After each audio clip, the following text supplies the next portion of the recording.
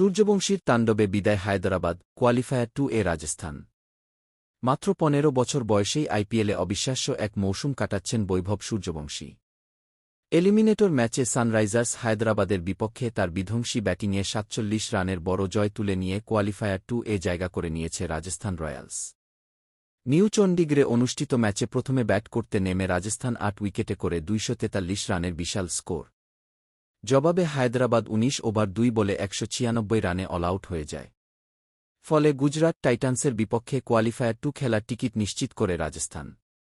ম্যাচের শুরু থেকেই ঝড় তোলেন বৈভব সূর্যবংশী। মাত্র ২৯ বলে ৯৭ রানের দুর্দান্ত ইনিংস খেলেন তিনি, যেখানে ছিল ১২টি বিশাল ছক্কা।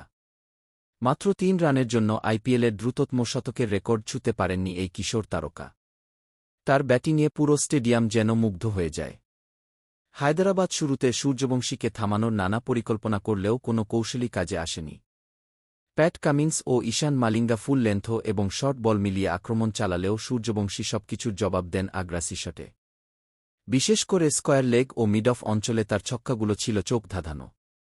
সূর্যবংশীর বিদায়ের পর কিছুটা ধীর হয়ে যায় রাজস্থানের ইনিংস। তবে ধ্রুব জুরেলের ২১ বলে ঝোড়ো 50 দলকে বড় সংগ্রহ এনে দেয়।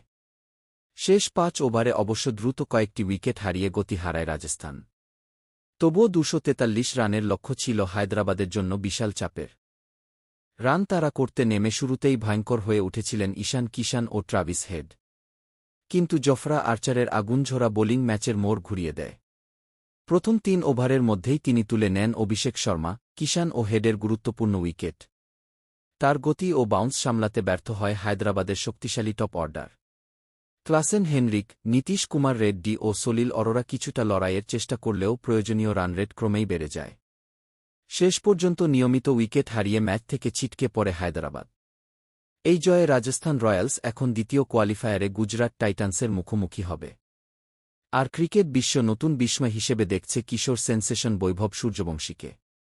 ভালো থাকুন, সুস্থ থাকুন, ধন্যবাদ।